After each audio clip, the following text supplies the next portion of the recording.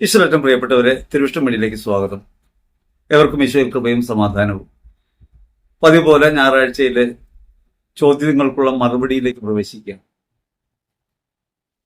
ഒരു കാര്യം പ്രത്യേകം ശ്രദ്ധിക്കണം. ആദ്യം മുതലേ നമ്മൾ പറയുന്നൊരു കാര്യമാണ്, ഇത് മറുപടിയാണ്, ഉത്തരമല്ല. ഉത്തരം അവനവനിൽ തന്നെ രൂപപ്പെടേണ്ട ഒരു കാര്യമാണ്. ക്രിസ്തുവിനെ ജീവിതത്തിന്റെ ലക്ഷ്യമായും ഉത്തരമായും തിരിച്ചറിയുമ്പോഴാണ് നമുക്ക് സ്വാതന്ത്ര്യം പ്രാപിക്കാൻ കഴിയുക. വ്യക്തിഗതമായ അഭിപ്രായങ്ങളോ അഥവാ എവിടെ നിന്നും കിട്ടുന്ന അറിവുകളോ അല്ല ഉത്തരമായി പരിണമിക്കേണ്ടത്. അവയെല്ലാം ഉത്തരത്തിലേക്ക് എത്തിച്ചേരാൻ നമ്മെ സഹായിക്കും. യേശുക്രിസ്തുവിൽ ഉത്തരം കണ്ടെത്തുമ്പോൾ മാത്രമേ നമുക്ക് സ്വസ്ഥത അനുഭവിക്കാൻ കഴിയൂ. അതൊരു പൂർണ്ണതയുള്ള ഉത്തരമായിട്ട് മാറും. അപ്പോൾ മറുപടികളായിട്ട് പരിഗണിക്കണം. നിരന്തരം നമ്മൾ സംവാദത്തിലേക്ക് എല്ലാവരെയും ക്ഷണിക്കുന്നുണ്ട്. കാരണം നമ്മളൊരു വിഷയത്തെക്കുറിച്ച് പറയുമ്പോൾ അരമണിക്കൂറോ 3/4 മണിക്കൂറോ ഉള്ള ഒരു സെഷനായിട്ട് നമുക്കത് പറയാൻ പറ്റും. പക്ഷേ അവിടെ നിരവധിയായ സന്ദേഹങ്ങൾ അത് കേൾക്കുന്ന സമയത്ത് തന്നെ കേൾവിക്കാരന്റെ ഹൃദയത്തിനകത്ത് ഉണ്ടാവും. ഒരുപക്ഷെ അതിനു മുൻപ് തന്നെയുള്ള ചില സംശയങ്ങൾ പൊന്തി വരാം. സംശയങ്ങളും അഭിപ്രായഭേദങ്ങളും ഒക്കെ തുറന്നു സംസാരിക്കുന്ന ഒരു വേദിയാണ് ശരിക്ക് സംവാദാത്മകമായ വേദി. അത് സംഘടനത്തിന്റെ വേദിയോ എതിർപ്പിന്റെ വേദിയോ തർക്കത്തിന്റെ വേദിയോ അല്ല. തർക്കങ്ങൾ എപ്പോഴും ഒരാളെ തോൽപ്പിക്കുകയും ഒരാൾ ജയിക്കുകയും ചെയ്യണം. സംവാദം അങ്ങനെയല്ല. സംവാദങ്ങൾ നമ്മെ കൂടുതൽ ചിന്തിക്കാൻ പ്രേരിപ്പിക്കുകയും നമ്മുടെ അറിവുകളെ പങ്കുവെക്കാനും ഒപ്പം മറ്റുള്ളവരിൽ നിന്ന് അറിവുകൾ സ്വീകരിക്കാൻ മനസ്സിനെ സന്നദ്ധമാക്കുകയും ചെയ്യുന്ന പ്രവൃത്തിയാണ്. ആനുകാലിക ലോകം സംവാദാത്മകതയെ തള്ളിക്കൊണ്ട് തർക്കങ്ങളിലേക്ക് പോകുന്നു. അതുകൊണ്ട് അപരജയം എന്നുള്ളത് പരമപ്രധാനമായിട്ട് മാറുന്നു. ചോദ്യങ്ങൾ പ്രധാനപ്പെട്ട ഒരു കാര്യം, മത തീവ്രവാദികളെ സ്നേഹിക്കാൻ കഴിയുമോ എന്ന ചോദ്യം വന്ന ഒരു അഭിപ്രായം, ഇസ്ലാം മറ്റു മതങ്ങൾ പോലെയല്ല, തീവ്രവാദം അതിൽ തന്നെ സ്പഷ്ടമാണെന്ന്. നമ്മൾ ഒരു കാര്യം മനസ്സിലാക്കേണ്ടത്, മതം എന്ന് പറഞ്ഞാൽ സ്വാഭാവികമായും അത് അപരത്വ നിഷേധമാണ്. തങ്ങളുടെ ആചാരങ്ങളിൽ പങ്കെടുക്കുന്നവർ, തങ്ങളെപ്പോലെ ജീവിക്കുന്നവർ, സമാനതയുള്ളവർ, ഒരഭിപ്രായമുള്ളവർ മാത്രം ശരി എന്ന വാദമാണ് മതത്തിന്റെ അടിസ്ഥാനം. ക്രിസ്തുവിശ്വാസം ഒരു മതമല്ല എന്ന കാര്യം നമ്മൾ തിരിച്ചറിയണം. എങ്ങനെയാണ് മതം മറ്റുള്ളവരെ പുറന്തള്ളുന്നത്? നമ്മുടേതല്ലാത്തവരെല്ലാം വിജാതീയരാണ്, അന്യരാണ്. ഇങ്ങനെ അപരത്വത്തെ സൃഷ്ടിക്കുകയും അപരത്വത്തെ പുറത്തു നിർത്തി അവനവനെ സ്ഥാപിച്ചെടുക്കുകയും ചെയ്യുന്ന പ്രവൃത്തിയാണ് മതസ്വരൂപങ്ങൾക്കെല്ലാം ഉള്ളത്. ക്രൈസ്തവ വിശ്വാസം ഒരു മതമല്ല എന്ന് പറയാൻ കാരണം അത് ആചാരങ്ങൾ സമാനത പാലിച്ച് ജീവിക്കുന്ന ഒരു പ്രവൃത്തിയല്ല. ലോകത്താകെ പരിശോധിച്ചാൽ ആചാരങ്ങളിൽ വൈവിധ്യമുണ്ട്. സഭയ്ക്കകത്ത് തന്നെ വിവിധ റീത്തുകളിൽ വിവിധ ആചാര അനുഷ്ഠാനങ്ങൾ ശീലിക്കുന്നു, വിവിധങ്ങളായി ജീവിക്കുന്നു. വിശ്വാസ ജീവിതം ഒരു പങ്കുവെപ്പിന്റേതും ഒരു പകർന്നു കൊടുക്കലിൻ്റെതുമായി നിലനിൽക്കുന്നു. മതങ്ങളൊക്കെ ഒരു തത്വസംഹിതയിൽ അടിയുറച്ചാണ് ജീവിക്കുക.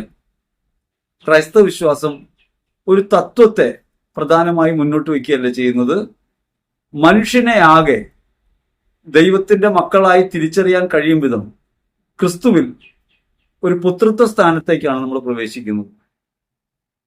യേശുക്രിസ്തുവിലുള്ള വിശ്വാസം വഴി സഭ രൂപപ്പെടുന്നു. അങ്ങനെ രൂപപ്പെട്ട സഭയ്ക്കകത്ത് സുവിശേഷം ഉണ്ടാകുന്നു. ആ സുവിശേഷം വിശ്വാസത്തെ പരിപോഷിപ്പിക്കുന്നു. അങ്ങനെ വിശ്വാസം പരിപോഷിക്കപ്പെടുമ്പോൾ എല്ലാവരും ഒന്ന് എന്ന ഭാവത്തിലേക്ക് നമ്മൾ എത്തുന്നു. അങ്ങനെ പിതാവിന്റെ മക്കൾ എന്ന നിലയിലേക്ക് എത്തുന്നു. ജീവിതം ക്രിസ്തുവിൽ പിതാവിനുള്ള ആരാധനയായി മാറുന്നു. അങ്ങനെയാണ് ക്രൈസ്തവ വിശ്വാസം. അത് ഒരു ആചാരം കൊണ്ട് അളക്കാനാവുന്ന കാര്യമല്ല, ആരെയും പുറത്തു നിർത്തുന്ന പ്രവൃത്തിയല്ല. ക്രൈസ്തവ വിശ്വാസം ഇപ്രകാരം എല്ലാവർക്കും വേണ്ടിയാണ് നമ്മൾ ആയിത്തീരേണ്ടതെന്ന പാഠമാണ് നൽകുന്നത്. അതൊരിക്കലും ആരെയും പുറത്തു നിർത്തുന്നില്ല. മാമോദീസ വഴി വിശ്വാസം സ്വീകരിക്കുന്ന നമ്മൾ ഇമേഴ്സിംഗ് നോളേജ്, അറിവിൽ മുങ്ങുന്നു. അതുകൊണ്ട് മറ്റുള്ളവരെ സ്വീകരിക്കേണ്ടതാണെന്നും അവരിന് വേണ്ടി മരിക്കേണ്ടതുമാണെന്നുമുള്ള ക്രിസ്തുബോധത്തിലേക്ക് നമ്മൾ പ്രവേശിക്കുന്നു. ക്രിസ്തുവിനെ അവനവനിലും അപരത്വത്തിലും തിരിച്ചറിയാൻ കഴിയുന്നു. ഇങ്ങനെ ജ്ഞാനം വെളിപ്പെടുകയാണ്. പരിശുദ്ധാത്മാവിൽ സ്നേഹമായി മാറാൻ നമ്മെ പരിശീലിപ്പിക്കുകയാണ് വിശ്വാസം. സഭയ്ക്ക് പുറത്ത് കാണുന്നത് പിശാചിനെ മാത്രമാണ്. എല്ലാവരും ദൈവമക്കളാണെന്നും എല്ലാവർക്കും വേണ്ടിയാണ് ക്രിസ്തു മരിച്ചതെന്നും ക്രിസ്തു ഉദ്ധിതനായതുകൊണ്ട് സമസ്തവും ഉദ്ധിതമാക്കപ്പെട്ടിട്ടുണ്ടെന്നും നാം അത് അറിയുന്നത് മൂലം നമുക്കത് അനുഭവിക്കാൻ കഴിയുന്നു. നമ്മുടെ ഈ അറിവ് മറ്റുള്ളവർക്ക് പകർന്നു കൊടുത്ത് അവരെ സ്വാതന്ത്ര്യത്തിലേക്ക് നയിക്കുകയാണ് വേണ്ടത്. അല്ലാതെ നമ്മുടേത് ഒരു മതമാണെന്ന് തെറ്റിദ്ധാരണ പാടില്ല. പലപ്പോഴും നമ്മൾ കേൾക്കുന്നത് സെമറ്റിക് മതമാണ് ക്രിസ്ത്യാനിറ്റി എന്നാണ്. കത്തോലിക്ക സഭ സെമറ്റിക് അല്ല. സെമറ്റിക് ആവണമെങ്കിൽ അതിൽ പ്രധാന കാര്യം വേണ്ടത് അതൊരു ടെക്സ്റ്റ് ഓറിയന്റഡ് മതമായി മാറണം. അങ്ങനെ ടെക്സ്റ്റ് ഓറിയന്റഡ് അല്ല. സഭയിലാണ് സുവിശേഷം ഉണ്ടായത്. സുവിശേഷത്തിൽ നിന്ന് സഭ ജനിക്കുകയല്ല ചെയ്യുന്നത്. മാത്രമല്ല അത് അറബ്, ഹീബ്രു, അരമായ തുടങ്ങിയ ഭാഷകളിൽ കേന്ദ്രീകരിക്കുമ്പോഴാണ് സെമറ്റിക് എന്ന പേരുണ്ടാകുന്നത്. നമ്മൾ ഫോളോ ചെയ്യുന്നത് ഗ്രീക്ക് ബൈബിളിനെയാണ്. സെപ്തജിന്ത് ബൈബിളാണ് നമ്മുടേത്. അതുകൊണ്ട് നമ്മൾ ഒരിക്കലും ഈ പറഞ്ഞ ഭാഷാക്രമത്തിലോ അതല്ലെങ്കിൽ ടെക്സ്റ്റ് ഓറിയന്റഡ് ആയിട്ടോ ഒരു മതസ്വരൂപമല്ല. നമ്മൾ സെമറ്റിക് മതമല്ല. പലപ്പോഴും പൊതുസമൂഹവും പല വിശ്വാസികളും പറഞ്ഞുകൊണ്ടിരിക്കുന്നത് സെമറ്റിക് മതം എന്നാണ്. സെമറ്റിക് അല്ല ക്രിസ്ത്യാനിറ്റി എന്നറിയണം. ഒരു മതമല്ല എന്ന ബോധം നമുക്കുണ്ടാകണം. മതബോധം ഉണ്ടാകുമ്പോൾ സ്വാഭാവികമായും മതമൗലികവാദം ഉണ്ടാവും. മതമൗലികവാദം എന്ന് വെച്ചാൽ ഞങ്ങളുടെ മതമാണ് ശരി, ഈ അഭിപ്രായമാണ് ശരി, ഇതിനപ്പുറത്ത് ശരിയില്ല എന്ന ചിന്തയാണ്. ഇങ്ങനെ ഒരു മൗലികവാദം സഭയ്ക്കില്ല. അതുകൊണ്ടാണ് വത്തിക്കാൻ കൗൺസിൽ രേഖകളിൽ മറ്റു മതങ്ങളെ സ്വീകരിക്കുകയും അംഗീകരിക്കുകയും അവരുടെ ആചാരങ്ങളിലും അനുഷ്ഠാനങ്ങളിലും പോലും നന്മയുടെ അംശം കണ്ടെത്താൻ കഴിയണമെന്നും സഭ പഠിപ്പിക്കുന്നത് അതുകൊണ്ടാണ്. ഇതര മത സംവാദത്തിൽ അല്ലെങ്കിൽ ഇതര മതങ്ങളുമായുള്ള സഭയുടെ കാഴ്ചപ്പാടിൽ സഭ വ്യക്തമായ ധാരണ പുലർത്തുന്നുണ്ട്. ഒരു മതനിഷേധമല്ല സഭയിലുള്ളത്. സഭ എല്ലാ മതങ്ങൾക്കും ഉപരിയായ സ്നേഹത്തിന്റെ ഒരു തലമാണ്. അത് വിശ്വാസത്തിന്റെ തലമാണ്. ധാർമ്മിക ബോധം ക്രിസ്തുവിലായിത്തീരുമ്പോൾ സകലർക്കും വേണ്ടിയായിത്തീരാൻ നമുക്ക് കഴിയുന്നു എന്ന ബോധമാണ്. അപ്പൊ അതുകൊണ്ട് മതമൗലികവാദം ഉണ്ടാകുന്ന പ്രകൃതം നമുക്ക് കാണാം. ഇന്ത്യയിൽ ക്രിസ്തു വിശ്വാസത്തിനെതിരെ ഉണ്ടായ പ്രധാനപ്പെട്ട പല കാര്യങ്ങളും മതവിമർശനം എന്ന നിലയ്ക്കാണ്. സ്വാമി ദയാനന്ദ സരസ്വതിയുടെ സത്യാർത്ഥ പ്രകാശത്തിൽ ക്രിസ്തുവിനെ അറിവില്ലാത്ത വിവരം കെട്ട ഒരാളായിട്ടാണ് പറയുക. അന്നത്തെ ഉണ്ടായിരുന്നത് മതഗണന രീതിയാണ്, മതത്തെ എതിർക്കുന്ന രീതിയാണ്. ഇനി മഫ്തിത്വങ്ങളാകട്ടെ കടോര കൂടാരോ എന്ന് പറയുന്നു. ചിന്മയാനന്ദ സ്വാമികൾ ക്രിസ്തുമത ഗണന എഴുതുന്നു. ഇങ്ങനെ മതത്തിന് വിപരീതമായ ഒരു യുക്തിയാണ്, ഒരു താർക്കിക ഭാവമാണ് ഒരു കാലത്തുണ്ടായിരുന്നത്. യഥാർത്ഥത്തിൽ ശ്രീനാരായണ ഗുരുവാണ് ഇങ്ങനെ ഈ മതവാദങ്ങൾക്ക് അർത്ഥമില്ല, എല്ലാ മതവും ഒന്നു തന്നെയാണ് പറയുന്നത്, സ്നേഹത്തിലേക്ക് വളരുകയാണ് വേണ്ടത് എന്ന് പറഞ്ഞത് ശ്രീനാരായണ ഗുരുവാണ്. ആ കാലഘട്ടത്തിലാണ് ഏകമതം എന്ന് പറയുന്ന സ്നേഹമതത്തെ പ്രഘോഷിക്കുന്ന ഒരു കാര്യം ഉണ്ടായത്. ചിലപ്പോഴൊക്കെ ആളുകൾ തെറ്റിദ്ധരിക്കുക നമ്മൾ ഏതെങ്കിലും ഒരു മതത്തിന്റെ പക്ഷത്താണെന്നാണ്. വ്യക്തമായി നമുക്ക് പറയാം, നമ്മൾ ഒരു മതത്തിന്റെ ആളല്ല. ഒരു മതത്തെ പ്രഘോഷിക്കുകയല്ല ധർമ്മം.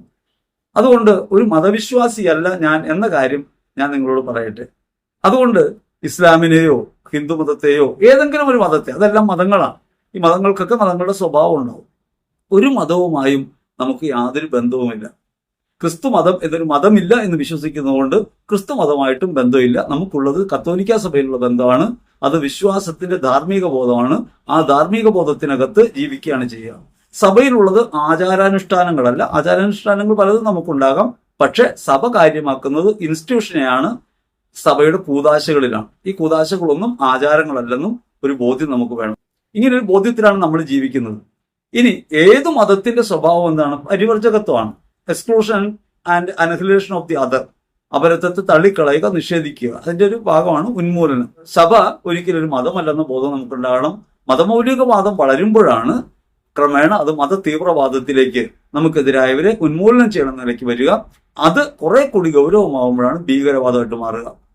സ്വാഭാവികമായും ഇസ്ലാം ആയാലും ബുദ്ധമതമായാലും ഹിന്ദുമതമായാലും മതമെന്ന നിലയ്ക്ക് എവിടെ അത് രൂഢമൂലമാകുന്നോ ബലം പിടിക്കുന്നുവോ അവിടെയെല്ലാം നമുക്ക് ഈ അപരത്വ നിഷേധം കാണാൻ പറ്റും. അതുകൊണ്ട് ഇസ്ലാമിൽ അപരത്വ നിഷേധം ഉണ്ടോ എന്ന് അന്വേഷിക്കലല്ല നമ്മുടെ പണി. എല്ലാ മതങ്ങളിലും ഇതുണ്ട്. ക്രൈസ്തവർ ഒരു മതവിശ്വാസത്തിലല്ല, ഒരു ധാർമ്മിക വിശ്വാസത്തിലാണ്. വിശ്വാസത്തിന്റെ ജീവിതമാണ് നയിക്കുന്നത്. ക്രിസ്തുവിൽ നാം സ്വീകരിക്കുന്നത് അപരത്വത്തിനു വേണ്ടി സ്വയം അർപ്പിക്കുന്ന ജീവിതമാണ്. അതിന്റെ പേരാണ് ക്രിസ്ത്യാനിറ്റി. അപ്പൊ അതുകൊണ്ട് നമുക്ക് എല്ലാവരെയും സമഭാവനയോടെ കാണാൻ പറ്റണം. നമ്മൾ മതത്തെ മൂല്യമായി കാണണം. അതിന്റെ ആചാരാനുഷ്ഠാനങ്ങളിലോ അല്ലെങ്കിൽ ഏതെങ്കിലും തരത്തിലുള്ള പ്രബോധനത്തിലോ കുടുങ്ങിപ്പോകല്ല വേണ്ടത് എന്ന കാര്യം ഓർക്കണം. എല്ലാ മതങ്ങളിലും നന്മയുടെ അംശങ്ങൾ നമുക്ക് കാണാൻ പറ്റും. അത് ഹിന്ദുധർമ്മത്തിലായാലും ഇസ്ലാമിക വിശ്വാസത്തിലായാലും ബുദ്ധമതത്തിലായാലും നന്മയുടെ അംശങ്ങൾ മൂല്യമായിട്ടുണ്ടാകും. ആചാര സവിശേഷമായി അതിനെ വേർതിരിക്കുകയും ആചാരക്കെട്ടുകൾക്കകത്ത് പെടുകയും ചെയ്യുമ്പോഴാണ് അത് മതം എന്ന നിലയ്ക്ക് മതം പൂണ്ട ഒന്നായിട്ട് മാറുക. അത് തീവ്രവാദത്തിലേക്ക് പോകും. പക്ഷെ അങ്ങനെ തീവ്രവാദത്തിലേക്ക് പോകുന്നവരെ നിഷേധിക്കുകയല്ല യഥാർത്ഥത്തിൽ ക്രിസ്തു വിശ്വാസം ചെയ്യുക, എല്ലാവരെയും സ്വീകരിക്കുകയാണ്. ഇൻക്ലൂഷൻ ആണ് സഭയുടെ സ്വഭാവം. അതുകൊണ്ട് ചേർത്ത് പിടിക്കുക, സ്നേഹിക്കുക എന്ന ഭാവമാണ് നമുക്ക് ഉണ്ടാകേണ്ടത്. ഫ്രാൻസിസ് പാപ്പ എല്ലാവരും സഹോദരർ എന്ന് ചാക്രിക ലേഖനത്തിലൂടെ നമ്മെ പഠിപ്പിക്കുന്നതും ഈ ഒരു കാര്യമാണ്. നമ്മൾ മനുഷ്യർ ഭിന്നിച്ചു നിൽക്കേണ്ടവരല്ലെന്നും ഏകപിതാവിന്റെ മക്കളാണെന്നും ക്രിസ്തുവിൽ നാം വിമോചിതരായിട്ടുണ്ടെന്നും നമ്മുടെ സദ്വാർത്ത നമ്മുടെ ജീവിതം കൊണ്ട് പകർന്നു കൊടുക്കുകയാണ് നമുക്ക് വേണ്ടത്. അതുകൊണ്ട് മത തീവ്രവാദത്തെ നമ്മൾ എതിർക്കുമ്പോഴും മതത്തെയോ അല്ലെങ്കിൽ മതവിശ്വാസത്തെയോ തകർക്കാനല്ല നമ്മൾ ശ്രമിക്കുന്നത്, നമ്മൾ നവീകരിക്കാനാണ്, പുനരുദ്ധരിക്കാനല്ല. നവീകരിക്കുക എന്ന് വെച്ചാൽ ക്രിസ്തു സന്ദേശം ഒരു ജീവിത മൂല്യമാക്കി ഉയർത്തിക്കൊണ്ടുവരിക. നമുക്ക് അറിയാവുന്ന ചില കാര്യങ്ങൾ, കുടുംബ ബന്ധങ്ങളിലുണ്ടായ ചില അഴിച്ചുപണികൾ യഥാർത്ഥത്തിൽ ക്രിസ്തു വിശ്വാസം നമുക്ക് നൽകിയ കാര്യമാണ്. ക്ഷമയെക്കുറിച്ച് പറയുന്നത് ക്രിസ്തു വിശ്വാസമാണ്. അങ്ങനെ ക്ഷമ ഒരു പ്രധാനപ്പെട്ട കാര്യമായിട്ട് മാറുന്നു. ക്ഷമയെ ലോകം മുഴുവനും പ്രചാരത്തിൽ കൊണ്ടുവരുന്നത് ക്രിസ്തു വിശ്വാസമാണ്, ഈ ധാർമ്മിക ബോധമാണ്. അപ്പൊ സ്നേഹത്തിന്റെയും ക്ഷമയുടെയും അവരന് വേണ്ടി സ്വയം അർപ്പിക്കുക എന്നുള്ള ബോധ്യത്തിലേക്ക് നമ്മൾ വരികയാണ് വേണ്ടത്. ആ നിലയ്ക്ക് പരിശോധിക്കുമ്പോൾ മത തീവ്രവാദത്തിൽ അകപ്പെട്ട വ്യക്തികളോടും നമുക്ക് വിരോധമല്ല ഉണ്ടാകേണ്ടത്. കരുണാർദ്രമായ സ്നേഹമാണ്, അനുകമ്പാർദ്രമായ സ്നേഹമാണ്, ദൈവത്തിനുള്ളത് ഈ സ്നേഹമാണ്. ഏതെങ്കിലും ഒരു സംഹിതയിലെ പിഴവന്വേഷിച്ചു പോവുകയോ അതിനെ ഗണനം ചെയ്യുകയോ അല്ല ക്രൈസ്തവ ധാർമ്മികതയുടെ ലക്ഷ്യം. ക്രൈസ്തവ ധാർമ്മികത എല്ലാവർക്കും വേണ്ടിയായിരിക്കുന്നു, അതുകൊണ്ട് എല്ലാവരോടും കൂടെ ആയിരിക്കുന്നു എന്ന സാർവത്രികമായ ബോധമാണ് നമുക്കുണ്ടാകേണ്ടത്. ഇനി ക്രൈസ്തവരെ പീഡിപ്പിക്കുന്ന സംഘപരിവാർ എന്ന ഒരു ചെറിയ വീഡിയോ ചെയ്യാനിടയായപ്പോൾ അതിന് താഴെ വന്ന ഒരു പ്രധാനപ്പെട്ട സംശയം, സിറിയയിൽ ഇപ്രകാരം ഭീകരവാദമുണ്ട് അല്ലെങ്കിൽ ക്രിസ്ത്യാനികൾ പീഡിപ്പിക്കപ്പെടുന്നുണ്ട്, എന്തുകൊണ്ടാണ് അത് ദീപിക പോലും പറയാത്തത്? നമ്മൾ ചർച്ച ചെയ്യുമ്പോൾ ഒരു കാര്യം നമ്മൾ മനസ്സിലാക്കേണ്ടത്, ലോകത്ത് മതമൗലികവാദവും മതതീവ്രവാദവുമുള്ള രാഷ്ട്രങ്ങളുണ്ട്. മതതീവ്രവാദം യഥാർത്ഥത്തിൽ എങ്ങനെയാണ് ലോകത്ത് നിലനിൽക്കുന്നത് നമ്മൾ അറിയണം. അപ്പൊ സിറിയയിലെ കാര്യം പരിശോധിച്ചാൽ സിറിയയിൽ ബഷാർ അൽ അസാദിന്റെ നേതൃത്വത്തിലുള്ള ഭരണകൂടമാണ്. ഈ ഭരണകൂടം റിപ്പബ്ലിക്കായിട്ടാണ് നിലനിൽക്കുന്നതെങ്കിലും അത് ഏകാധിപത്യ വഴിയാണ്. പിതാവിന്റെ മരണശേഷമാണ് പുത്രൻ ഈ അധികാരത്തിലേക്ക് വരുന്നത്. അതൊരു ജനകീയ സർക്കാരായിട്ട് നമുക്ക് കാണാൻ കഴിയില്ല. അവിടെ ഒരു പാർട്ടിയുണ്ട്, ബാത്ത് പാർട്ടിയുടെ നേതൃത്വത്തിലാണ് അവിടെ ഭരണം നടക്കുന്നത്. പക്ഷെ അത് ജനകീയ ഭരണം എന്ന് പറയാൻ കഴിയില്ല. അവിടെ ഇനി ക്രിസ്ത്യാനികൾ മാത്രമാണോ പീഡിപ്പിക്കപ്പെടുന്നത് എന്ന് ചോദിച്ചാൽ ക്രിസ്ത്യാനികൾ മാത്രമല്ല പീഡിപ്പിക്കപ്പെടുന്നത്. അവിടെ സുന്നി വിഭാഗത്തിൽപ്പെട്ടവരാണ് ഭൂരിപക്ഷം ഉള്ളത്. അവരെ പീഡിപ്പിക്കുന്ന ഭീകര സംഘടനകൾ അവിടെയുണ്ട്. അതോടൊപ്പം തന്നെ അവിടെ മതമർദ്ദനം ഏൽക്കുന്നത് മറ്റു മതവിഭാഗങ്ങളിൽപ്പെട്ട ആളുകളും ഉണ്ട്. ഇസ്ലാമിൽ തന്നെ പെട്ട മറ്റു വിഭാഗങ്ങളും ഉണ്ട്. ദ്രോസുകളും ഷിയ മുസ്ലിങ്ങളും ഇത്തരത്തിൽ ആക്രമണം നേരിടുന്നവരാണ്. അപ്പൊ അതുകൊണ്ട് ഒരു രാഷ്ട്രം ഏകാധിപത്യത്തിലേക്ക് പോകുമ്പോഴും മതസ്വഭാവത്തെ പുൽകുമ്പോഴും യഥാർത്ഥത്തിൽ അവിടെ പീഡനം ഉണ്ടാവും. അപ്പൊ പാകിസ്ഥാനിലെ കാര്യം നമുക്കറിയാം. പാകിസ്ഥാനിൽ പീഡിപ്പിക്കപ്പെടുന്നത് ഹിന്ദുക്കളാണെന്നാണ് സാധാരണ ഇവിടെ വാദം. പാകിസ്ഥാനിൽ അഹമ്മദീയ മുസ്ലിങ്ങളും പീഡിപ്പിക്കപ്പെടുന്നുണ്ട്.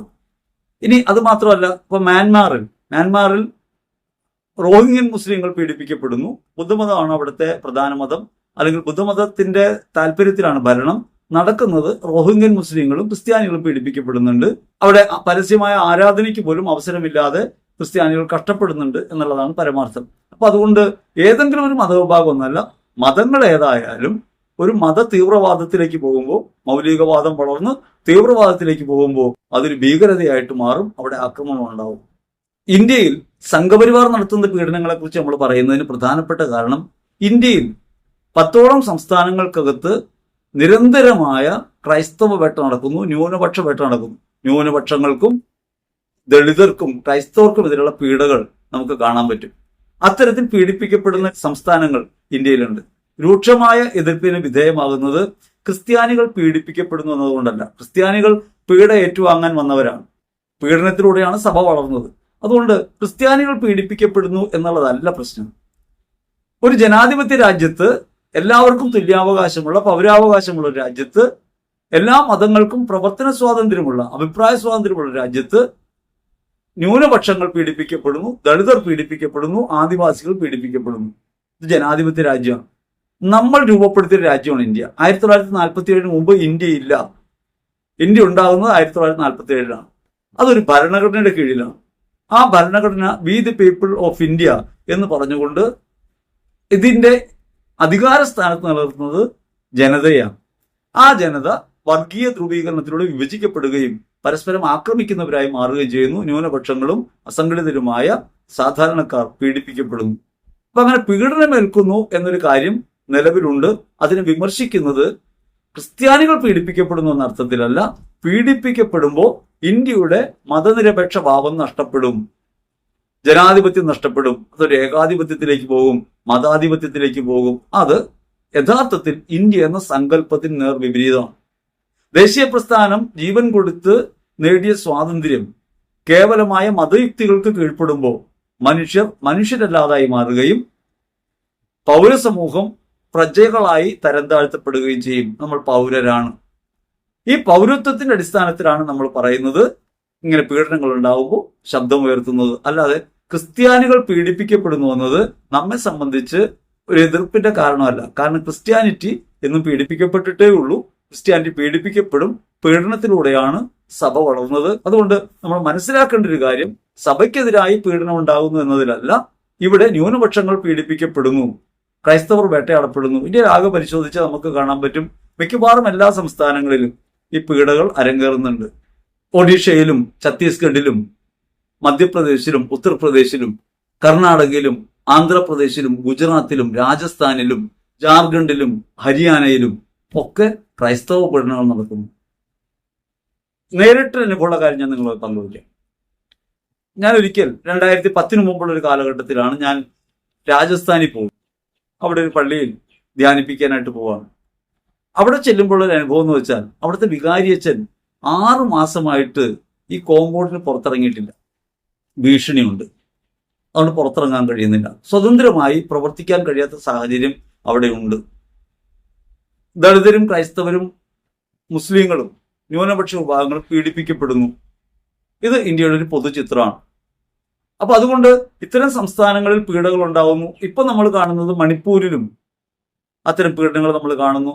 ഇങ്ങനെ രാജ്യത്തിന്റെ അധികാരികൾ തന്നെ സഹായം കൊടുക്കുന്ന അല്ലെങ്കിൽ ഭരണത്തിലിരിക്കുന്നവർ തന്നെ പീഡകരായി മാറുന്ന ഒരു ഭൂരിപക്ഷ വർഗീയതയുടെ പ്രശ്നം നമുക്ക് ഇതിനകത്ത് കാണാൻ പറ്റും.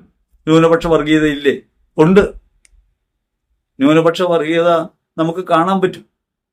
അവിടെ ഇസ്ലാമിസ്റ്റുകളുണ്ട്, നമ്മൾ അതിനെ ഇല്ലെന്ന് പറയണില്ല. പക്ഷേ നമുക്ക് കാണാൻ കഴിയുന്ന ഒരു കാര്യം, ഒരു ക്രൈസ്തവ ആരാധനാലയമോ അല്ലെങ്കിൽ ക്രൈസ്തവരെയോ വിശ്വാസത്തിന്റെ പേരിൽ ഇന്ത്യയിൽ മുസ്ലിങ്ങൾ വേട്ടയാടിയ ഒരു കഥയുമില്ല, ചരിത്രത്തിലില്ലാത്ത കാര്യമാണ്.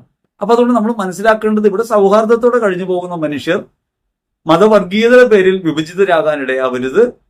ഇത്തരം ഭീകരവാദങ്ങൾ ഉണ്ടാകുന്നതിന്റെ പുറകിൽ ഒരു തത്വസംഹിതയെ അടിസ്ഥാനപ്പെടുത്തിയുള്ള ആക്രമണങ്ങൾ ഉണ്ടാകുന്നു. ബജറംഗദളൊക്കെ ആക്രമണം ഉണ്ടാകുന്നത് ഹിന്ദുത്വവാദത്തിന്റെ പുറകിലാണ്, ഹിന്ദുത്വ രാഷ്ട്രീയത്തിന്റെ പുറകിലാണ്. അത് ഗോൾവർക്കർ പറഞ്ഞ ആഭ്യന്തര ശത്രുക്കളിൽ പെട്ടവരാണ് ആക്രമിക്കപ്പെടുന്നത്. മോഹൻ ഭാഗവത് പറഞ്ഞ 5 എമ്മുകളിൽപ്പെട്ട മിഷണറിമാരും മുസ്ലിം എക്സ്ട്രീമിസം അടക്കമുള്ള പേരൊക്കെ ചാർത്തി കൊടുത്തിട്ടുള്ള കമ്മ്യൂണിസ്റ്റുകാരും ഭൗതികവാദികളും എല്ലാവരും അടങ്ങുന്ന ആളുകളെല്ലാം ശത്രുക്കളാണ്, ആഭ്യന്തര ശത്രുക്കളാണെന്ന് വരുന്നു. അതുകൊണ്ട് ഈ പ്രവൃത്തികൾ ചെയ്യുന്നവർക്ക് ഒരു ധാർമ്മിക ബോധം ഉണ്ടാകുകയാണ്. അവർ വിചാരിക്കുകയാണ് ഇവരെല്ലാം നശിക്കേണ്ടവരാണ്. ഹിറ്റ്ലർ ഈ അടവാണ് ജർമ്മനിയിൽ പ്രയോഗിച്ചത്. മുസോളിനി ഇതേ അടവാണ് പ്രയോഗിച്ചത്, വംശീയവാദം. ഈ വംശീയവാദത്തെ നിങ്ങൾ അനുകൂലിക്കണം, അല്ലെങ്കിൽ ഇതൊരു മാതൃകയാക്കി എടുക്കണമെന്നാണ് ഗോൾവർക്കർ പറയുന്നത്. ആ പ്രത്യയശാസ്ത്രത്തിന്റെ ഭാഗമായിട്ടാണ് ഇത്തരം അതിക്രമങ്ങൾ ഉണ്ടാകുന്നത്. അതുകൊണ്ടാണ് അതിനെക്കുറിച്ച് സംസാരിക്കുന്നത്. അത് ക്രിസ്ത്യാനികൾ നശിച്ചു പോകുന്നു പേടിച്ചിട്ടല്ല, ഇന്ത്യയുടെ മതനിരപേക്ഷ ഭാവം നഷ്ടപ്പെട്ടു പോകുമെന്നും സ്വതന്ത്ര റിപ്പബ്ലിക്കായി സ്വതന്ത്ര രാഷ്ട്രമായ ജനാധിപത്യ രാഷ്ട്രമായ ഇന്ത്യയുടെ മുൻപോട്ടുള്ള പ്രയാണത്തെ അത് തടസ്സപ്പെടുത്തും എന്ന നിലയ്ക്കാണ് അതിനെക്കുറിച്ച് നമ്മൾ പറഞ്ഞുകൊണ്ടിരിക്കുന്നത് എന്ന കാര്യം ഓർക്കണം. ക്രൈസ്തവർ പീഡിപ്പിക്കപ്പെടുന്ന നിരവധി രാജ്യങ്ങളിൽ വിവേചനങ്ങളും പീഡനങ്ങളും അനുഭവിക്കുന്ന നിരവധി രാജ്യങ്ങളുണ്ട്. ഉത്തര Korea, Afghanistan, Nigeria, Somalia, Iran, Pakistan, China, Iraq, Egypt, അങ്ങനെ നിരവധി രാഷ്ട്രങ്ങളിൽ ക്രൈസ്തവർ പീഡിപ്പിക്കപ്പെടുന്നുണ്ട്. ക്രൈസ്തവരെ പീഡനം തളർത്തുകയോ നശിപ്പിക്കുകയോ ചെയ്യില്ല. പീഡനങ്ങളെ അതിജീവിക്കുന്ന ശക്തിയാണ് ക്രൈസ്തവർക്കുള്ളത്. അഥവാ വിശ്വാസം കൂടുതൽ ശക്തമാവുകയും സഭ വളരുകയാണ് ചെയ്യുക. പീഡനങ്ങൾ സഭയെ ഇല്ലാണ്ടാക്കില്ല എന്നാണ് നമ്മൾ മനസ്സിലാക്കേണ്ടത്. അതുകൊണ്ട് പീഡനങ്ങൾക്കെതിരായ ഒരു വിലാപമായിട്ടല്ല, നമ്മൾ ഇത്തരം സംഭവങ്ങൾ അറിയാതെ പോകുന്ന നിലയ്ക്കാണ് പറഞ്ഞത്. ഇന്ത്യയിലെ കാര്യം പ്രത്യേകം പറയാൻ കാരണം ഇന്ത്യ ഒരു ജനാധിപത്യ മതനിരപേക്ഷ രാഷ്ട്രമാണ്. അതിനകത്ത് ഇത്തരം വിവേചനങ്ങളും അക്രമങ്ങളും ഉണ്ടാകുന്നത് ജനാധിപത്യ വ്യവസ്ഥയ്ക്കും ഇന്ത്യയുടെ രാഷ്ട്രത്തിന്റെ സ്വതന്ത്രതയ്ക്കും എതിരായിട്ടുള്ള പ്രവൃത്തിയാണ് എന്ന നിലയ്ക്കാണ്. ഇനി വിശുദ്ധ കുർബാനയുടെ 8ാം ഭാഗം പറഞ്ഞപ്പോൾ ഒരു അഭിപ്രായം വന്നത്, ഇത് മെത്രാന്മാരെ ആർക്കെങ്കിലും പരിചയമുണ്ടെങ്കിൽ ടോക്കൊക്കെ അവർക്ക് അയച്ചു കൊടുക്കണം, വിശ്വാസമില്ലാത്തവർ അറിവില്ലാത്തവർ പഠിപ്പിക്കാവുന്ന വ്യാമോഹം കൊണ്ട് പറഞ്ഞതാണ്. വാസ്തവത്തിൽ എത്രയോ ആളുകളെ ബോധവൽക്കരിച്ച് വിശ്വാസത്തിലേക്ക് കൊണ്ടുവരേണ്ടവർ ഇരുട്ടിത്തപ്പാണ്, അടികൂടിക്കൊണ്ടിരിക്കുകയാണ്, ഇത് ഖേദകരമാണെന്നാണ് ഒരു അഭിപ്രായം വന്നത്. എക്സാക്ട് ഞാൻ അതങ്ങനെ തന്നെ വായിച്ചതല്ല, ഈ നിലയ്ക്കുള്ള അഭിപ്രായമാണ് വന്നത്. ഒരു കാര്യം നമ്മൾ മനസ്സിലാക്കേണ്ടത്, പ്രബോധനങ്ങളുടെ കുറവ് കൊണ്ടല്ല ഇത്തരം പ്രശ്നങ്ങൾ ഉണ്ടാകുന്നതും അസ്വസ്ഥതകൾ ഉണ്ടാകുന്നതും. മെത്രാന്മാർക്ക് ഇവയൊക്കെ അറിവില്ലെന്ന് നമ്മൾ തെറ്റിദ്ധരിക്കരുത്. മെത്രാന്മാരും മാർപ്പാപ്പയൊക്കെ വളരെ ഭംഗിയായി പല കാര്യങ്ങളും പഠിപ്പിക്കുന്നുണ്ട്. നമ്മുടെ വിശ്വാസ പ്രബോധനം നമ്മുടെ മുമ്പിലുണ്ട്. നമുക്ക് അത് വേണ്ട വിധത്തിൽ ഒരു പ്രക്രിയയാക്കി മാറ്റാൻ പറ്റാത്തൊരു പരിമിതി നമുക്കുള്ളത് നമ്മൾ തിരിച്ചറിയണം. അതിന് മെത്രാന്മാരെ കുറ്റം പറഞ്ഞിട്ടോ അവർക്ക് അറിവില്ലെന്ന് കരുതുന്നതുകൊണ്ടോ കാര്യമില്ല. ഒരു കാര്യം ഞാൻ പറയാം. ബാഹ്യസ്മരണാർഹനായ വർക്കി വിധേയത്തിൽ പിതാവ് സീറോ മലബാർ സഭയുടെ തലവനായിരിക്കുന്ന സമയത്ത് അദ്ദേഹം ഒരു ഇടയലേഖനം എഴുതി. എങ്ങനെയാണിത് പ്രവർത്തിക്കുന്നതെന്ന് പറയാൻ വേണ്ടിയാണ്. അങ്ങനെ ഇടയലേഖനം ഇറക്കി അദ്ദേഹം പറഞ്ഞത്, നിങ്ങളുടെ ഇടയിൽ വാടകയ്ക്ക് താമസിക്കുന്നവരുണ്ടെങ്കിൽ അവരുടെ വാടക വീടുള്ളവരെല്ലാം കൂടി കൊടുക്കണം എന്ന നിലയ്ക്കാണ്. എൻ്റെ ഇടവകപ്പള്ളിയിലും ഈ ഇടയലേഖനം വായിച്ചു. സ്വാഭാവികമായും അന്ന് ഞാൻ വാടകയ്ക്ക് താമസിക്കുകയാണ്. ഇന്നും വീടില്ലാത്തൊരു മനുഷ്യനാണ് ഞാൻ. അപ്പൊ അന്ന് വാടകയ്ക്ക് താമസിക്കുമ്പോൾ സ്വാഭാവികമായും ഒരു ചർച്ച ഉയർന്നു വരാനിടയുണ്ട് എന്നൊരു കാര്യം, ഒരു പക്ഷേ വരുമോ എന്നൊരു സംശയവും, വന്നാൽ അത് കുഴപ്പമാകുമല്ലോ എന്നൊരു ഭയവും എനിക്കുണ്ടായിരുന്നു. കാരണം എല്ലാവരുടെയും മുമ്പിൽ വീടില്ലാത്തതിന്റെ പേരിൽ ഔദാര്യം പറ്റുന്ന ഒരാളായിട്ട് എല്ലാവരുടെയും കയ്യിൽ നിന്ന് ഓരി മേടിക്കുന്ന ഗതികേടിലേക്ക് വരുമല്ലോ എന്നൊരു പേടിയും എനിക്കുണ്ടായിരുന്നു. എന്നാൽ നിങ്ങൾ ഓർക്കേണ്ട ഒരു കാര്യം, ഇടയലേഖനം അങ്ങനെ വായിച്ചെങ്കിലും ഇടവകയിലെ ഒരു കുടുംബ യൂണിറ്റിലും അത് ചർച്ച ചെയ്തില്ല, അതൊരു പ്രധാനപ്പെട്ട വിഷയമായിട്ട് വന്നില്ല. ഞാനിന്ന് വളരെ ഭംഗിയായി ദേവാലയ ശുശ്രൂഷയിൽ ഭാഗവാക്കാകുന്ന ആളാണ്. വിശ്വാസത്തിൽ എന്നെ എല്ലാവർക്കും അറിയാം, ശുശ്രൂഷകൾ ചെയ്യുന്നുണ്ട്, ഇതൊക്കെ അറിയാവുന്ന സമൂഹമാണ്. പക്ഷെ ഞാൻ അടക്കമുള്ള വാടകയ്ക്ക് താമസിക്കുന്നവരുടെ കാര്യത്തിൽ ഒരു തരത്തിലുള്ള ചർച്ചയ്ക്കും സമൂഹം തയ്യാറായില്ല. പ്രബോധനം ഇല്ലാഞ്ഞിട്ടല്ല, ഇടയലേഖനം പറയാഞ്ഞിട്ടല്ല, അതൊന്നും കാര്യമായി പരിഗണിക്കുന്ന ഒരു രീതി വിശ്വാസത്തിൽ നമ്മൾ സ്വീകരിച്ചിട്ടില്ല. ഇനി മാർപ്പാപ്പ അധികാരം ഏറ്റുടനെ പറഞ്ഞ ഒരു പ്രബോധനങ്ങളിൽ ഏറ്റവും പ്രധാനപ്പെട്ട ഒരു കാര്യമാണ്, കിടക്കാനിടമില്ലാത്തത് കൊണ്ട് തെരുവിൽ കിടന്ന് ഒരുവൻ തണുത്തു മരവിച്ച് മരിക്കുന്നത് വാർത്തയല്ലാതായി തീരുകയും ഓഹരി കമ്പോളത്തിൽ 10 പോയിന്റ് കുറയുന്നത് വലിയൊരു വാർത്തയായി തീരുകയും ചെയ്യുന്നതിനേക്കാൾ ഹിംസാത്മകമായി എന്തുണ്ട്? അതുകൊണ്ട് മനുഷ്യരോട് കൊല്ലരുത് എന്ന് പറഞ്ഞാൽ പോരാ, വ്യവസ്ഥകളോടും പറയണം. മുതലാളിത്ത വ്യവസ്ഥയോട് കലഹിക്കുന്ന ഏറ്റവും ശക്തമായ ഒരു അഭിപ്രായമാണ് മാർപ്പാപ്പ പറഞ്ഞത്. ചർച്ച ചെയ്യപ്പെട്ടില്ല. നമുക്കറിയാവുന്നതാണ്, ചർച്ച ചെയ്യപ്പെട്ടില്ല. എല്ലാവരും സഹോദരർ എന്ന് പറഞ്ഞുകൊണ്ട് മാർപ്പാപ്പ ചാക്രികലെന്ന് ഉറക്കി നമ്മളതൊരു സെമിനാർ വിഷയമാക്കി ചർച്ച ചെയ്ത് ഭരണത്ത് വെച്ചതല്ലാതെ സാഹോദര്യം പ്രഖ്യാപിക്കാൻ തുനിഞ്ഞില്ലെന്ന് മാത്രമല്ല, സമുദായ വിദ്വേഷത്തിന്റെ ഏറ്റവും കൂടുതൽ വിഷഞ്ചീറ്റലുകൾ ഉണ്ടായത് ഈ കാലഘട്ടത്തിലാണ്.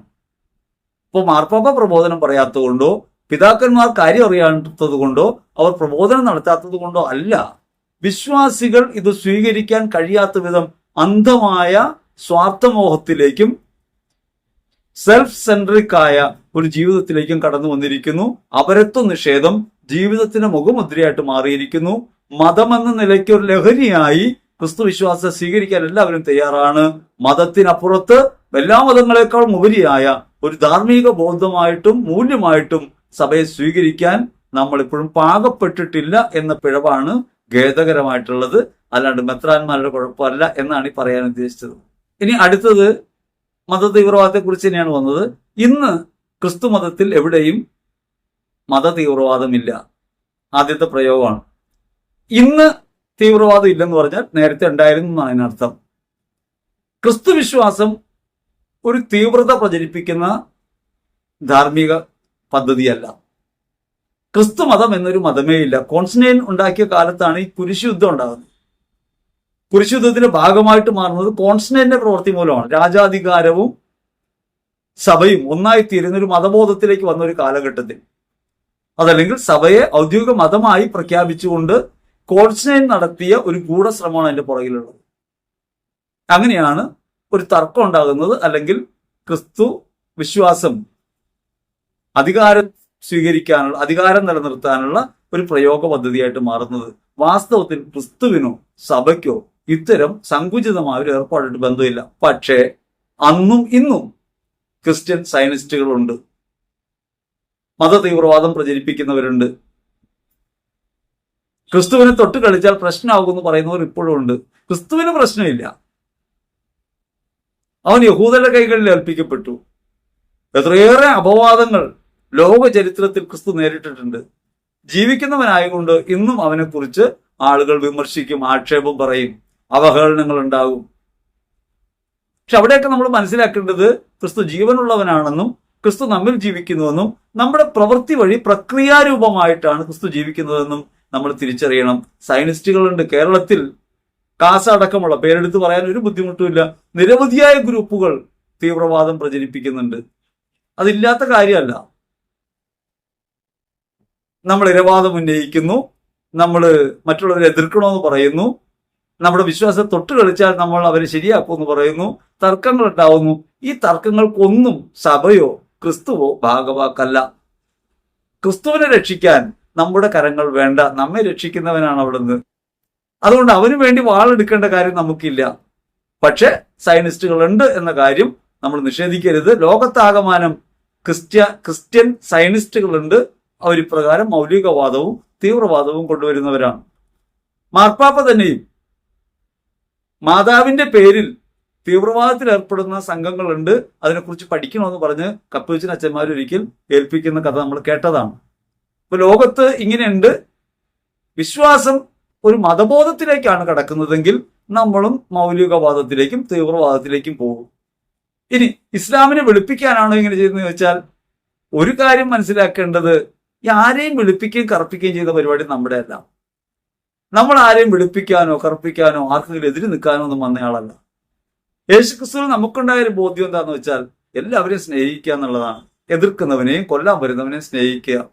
ആരെങ്കിലും കൊല്ലാൻ വന്നാൽ നിന്നു കൊടുക്കും, കത്തി കയറട്ടെ എന്ന് വിചാരിക്കും, വെടിയുണ്ട കയറട്ടെ എന്ന് വിചാരിക്കും, ഒരു എതിർപ്പും പ്രകടിപ്പിക്കില്ല. നമ്മുടെ ധൈര്യം അതാണ്. ഏത് മത തീവ്രവാദത്തിനെതിരെയും ഏത് അസ്വസ്ഥതയ്ക്കെതിരെയും വർഗീയ വിപത്തിനെതിരെയും ശബ്ദിക്കുന്നത് ഈ ഒരു ബോധ്യമുള്ളത് കൊണ്ടാണ്. ക്രൈസ്തവ വിശ്വാസം മുറുകെ പിടിച്ചുകൊണ്ട് തന്നെയാണ് ഒരു സാംസ്കാരിക പ്രവർത്തകനായി ഞാൻ തുടരുന്നതും എഴുത്തുകാരനായി നിൽക്കുന്നതും. അതുകൊണ്ട് മതഭീകരവാദത്തെയും തീവ്രവാദത്തെയും എതിർക്കുക എന്നത് വിശ്വാസത്തിന്റെ പ്രവൃത്തിയായിട്ട് ഞാൻ കാണുന്നു.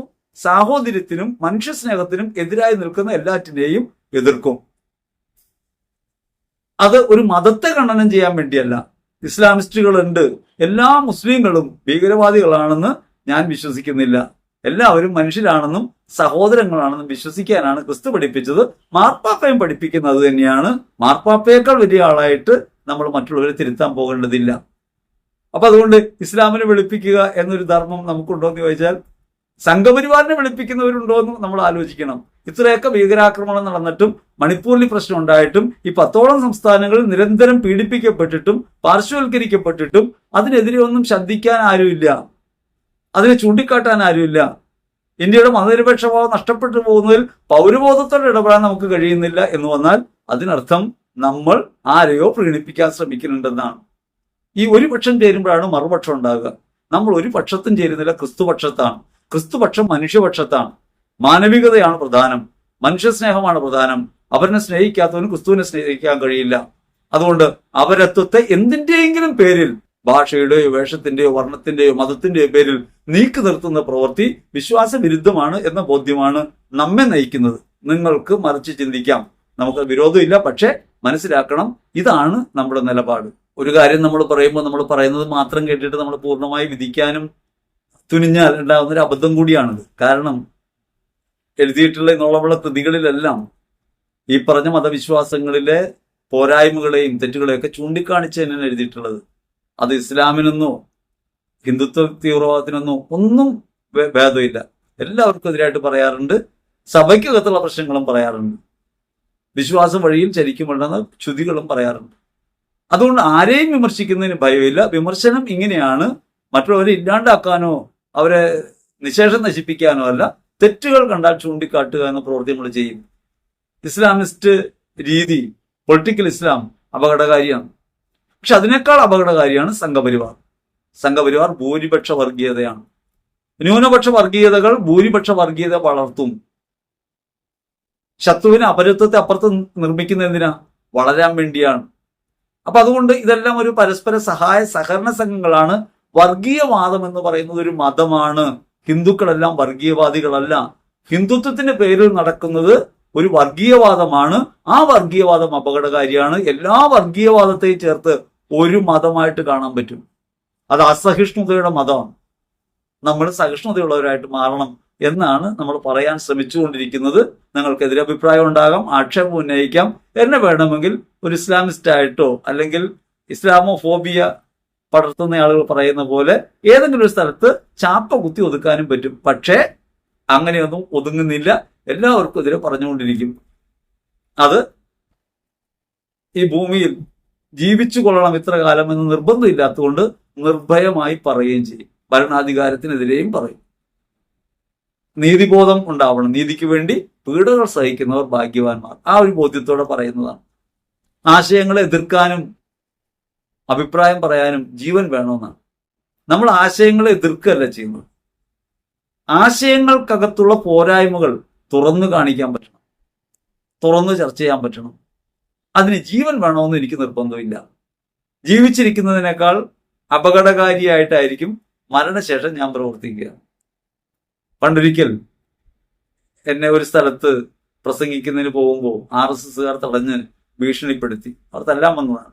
ഒരു റെയിൽവേ ട്രാക്കിൽ വെച്ചാണ്. അങ്ങനെ അവരങ്ങനെ ചുറ്റും കൂടി ഭീഷണി മുഴക്കിയപ്പോൾ ഞാൻ അവരോട് പറഞ്ഞത് ഇരിക്കാൻ, നമുക്കൊന്ന് സംസാരിക്കാൻ, എന്നിട്ട് ചെയ്യാനുള്ളത് നിങ്ങൾ ചെയ്തോ, എനിക്ക് വിരോധമില്ല. ഞാൻ അവരോട് പറഞ്ഞു, നിങ്ങൾ എന്നെ അടിച്ചാൽ ഇതിലും കൂടുതൽ ശക്തിയോടെ ഞാനത് പറയും. ഇനി നിങ്ങൾ എന്നെ കൊന്നാൽ അതാണ് നല്ലത്. കൊന്നാൽ ഞാൻ പറയണ്ട, എൻ്റെ മരണം തന്നെ സംസാരിക്കും. ആ ഒരു ബോധ്യം നമുക്കുണ്ട്. ഈ ഭൂമിയിൽ അങ്ങനെ വാലാട്ടി ജീവിക്കുകയല്ല ചെയ്യേണ്ടത്, ധീരതയോടെ ജീവിക്കുകയാണ് ചെയ്യേണ്ടത് എന്ന ബോധ്യമുള്ളതുകൊണ്ടാണ് പറയുന്നത്. ഏതെങ്കിലും വാട്സപ്പ് യൂണിവേഴ്സിറ്റിയിലോ ഏതെങ്കിലും പ്രൊപ്പഗണ്ടകൾക്ക് അനുകൂലമായോ നിലപാടെടുക്കുകയല്ല ചെയ്യുന്നത്. വ്യക്തമായ ബോധ്യത്തോടെയും സഭാപഠനങ്ങളുടെ ബോധ്യത്തോടെയാണ് മുമ്പോട്ട് പോകുന്നത് എന്നതാണ് നമ്മുടെ ഉറപ്പ്. യേശുക്രിസ്തുവിലാണ് എന്നതാണ് നമ്മുടെ ധൈര്യം. അടുത്തൊരു അഭിപ്രായം, വൈകാരികമായ അനുഭൂതിയും ബുദ്ധിപരമായ അനുഭവവും വേർതിരിക്കാനാവില്ല. ഏതെങ്കിലും ഒരു അടയാളം അർത്ഥരഹിതമോ അർത്ഥവത്തോ ആകുന്നത് അടയാളത്തിന്റെ കുഴപ്പമല്ല. ഇനി ആദ്യം പറഞ്ഞ ഭാഗം ഞാൻ പറയാം. വൈകാരിക അനുഭൂതിയും ബുദ്ധിപരമായ അനുഭവവും. ഈ ബുദ്ധിപരമായ ഒരു കാര്യമല്ല അനുഭവം. അനുഭവം ഫ്രൂട്ട്ഫുൾനെസ് ആണ്. അനുഭവം എന്ന് പറയുന്ന ഒരു യാഥാർത്ഥ്യമാണ്. അനുഭൂതിയാകട്ടെ കേവലമായ അവനവന്റെ വ്യക്തിഗതമായ ബോധ്യങ്ങൾക്കകത്ത് സംഭവിക്കുന്ന ഒരു കാര്യമാണ്. ബുദ്ധിപരമായിട്ടൊന്നും അനുഭവിക്കാൻ പറ്റില്ല. യേശുക്രിസ്തുവിനെ അനുഭവിക്കുന്ന ബുദ്ധിപരമായിട്ടല്ല എന്ന് വെച്ചാൽ അതിന് യുക്തിയില്ലാത്ത കാര്യമല്ല. അത് ക്രിസ്തുവിനെ പ്രതി സ്വയം ഉപേക്ഷിച്ച് അവരെ സ്നേഹിക്കാൻ തുടങ്ങുമ്പോഴാണ് വ്യക്തിപരമായി ക്രിസ്തുവിനെ അനുഭവിക്കാൻ കഴിയുക. വിശുദ്ധ ബലിക്കകത്ത് സ്വയാർപ്പണത്തിന്റെ വേദി ആണെന്ന് തിരിച്ചറിഞ്ഞ് സ്വയം അർപ്പിക്കുന്ന മനോഭാവം ഉണ്ടാകുമ്പോഴാണ് കുർബാന അനുഭവമായിട്ട് മാറുക. അല്ലാതെ കുർബാനയിൽ കാണുന്ന വൈകാരിക അനുഭൂതികളൊന്നും അനുഭവത്തിലേക്ക് നമ്മൾ ഉയർത്തുന്നവയല്ല.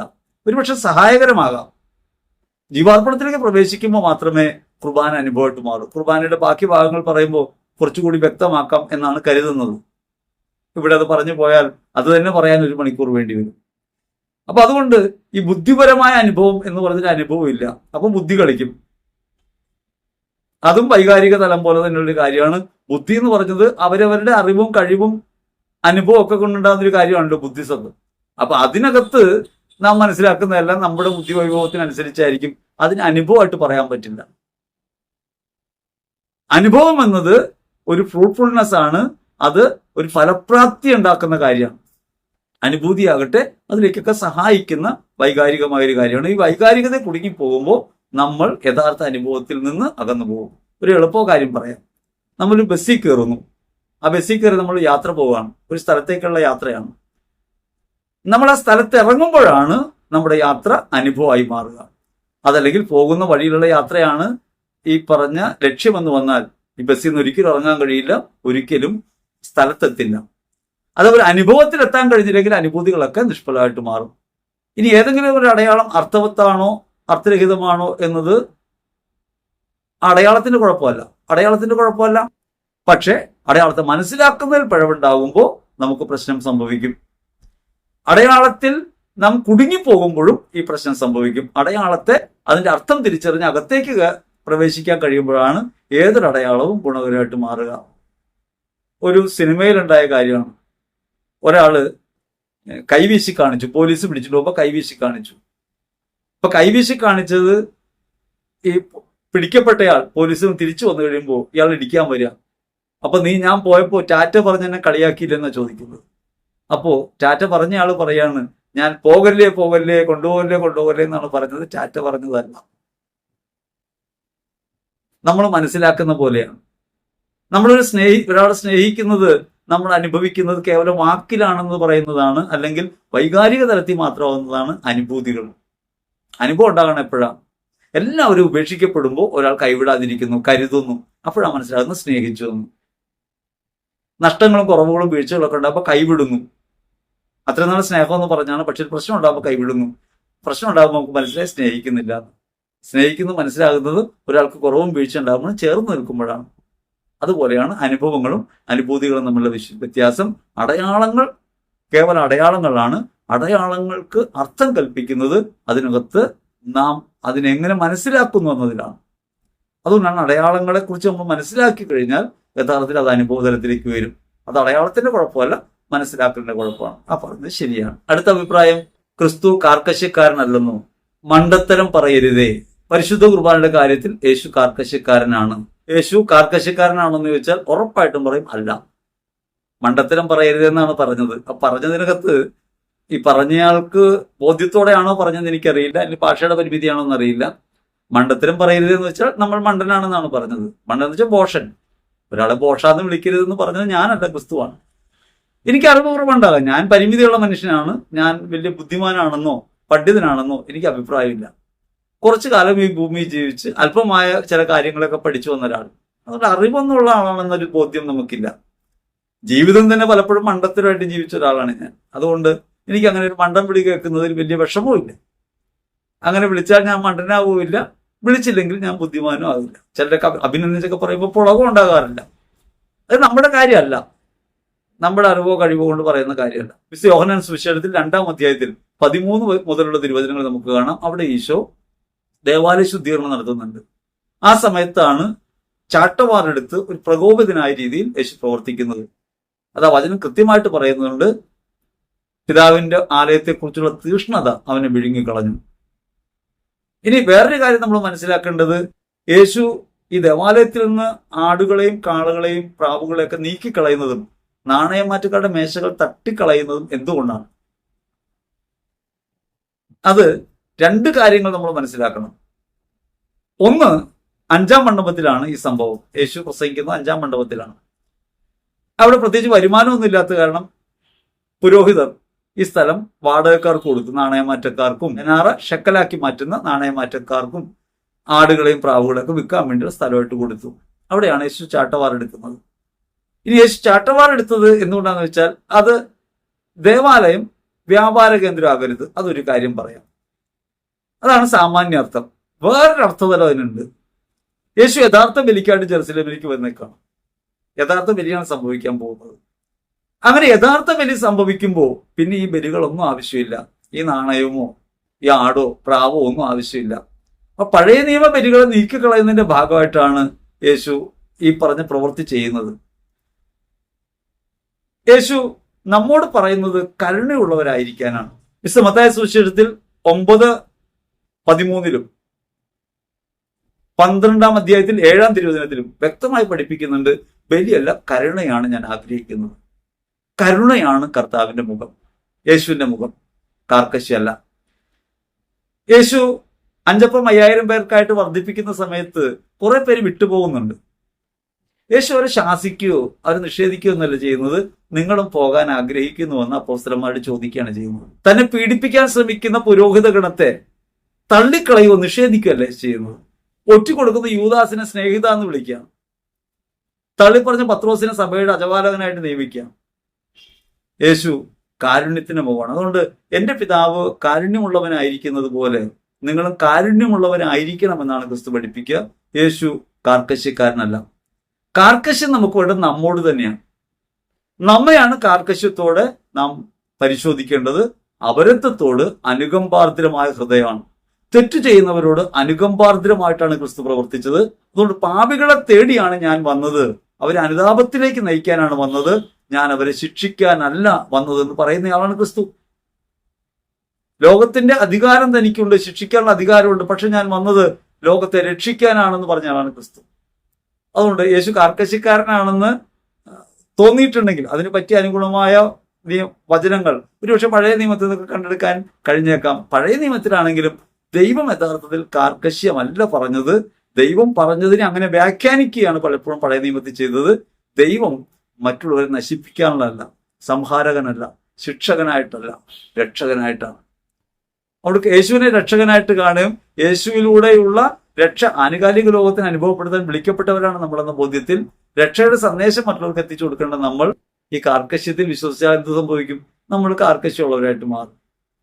വിശുദ്ധ കുർബാന തന്നെ സ്വയം അർപ്പിക്കുന്ന വേദിയാണ്. അവിടെ എവിടെയാണ് കാർക്കശ്യം? സ്വയം അർപ്പിക്കുന്ന വേദിയിൽ പിന്നെ ഒരു കാർക്കശ്യം ആരോട് പുലർത്താനാണ്? അവനവനോട് കാർക്കശ്യം പുലർത്തണം, അവനവന്റെ കുറവുകളോട്.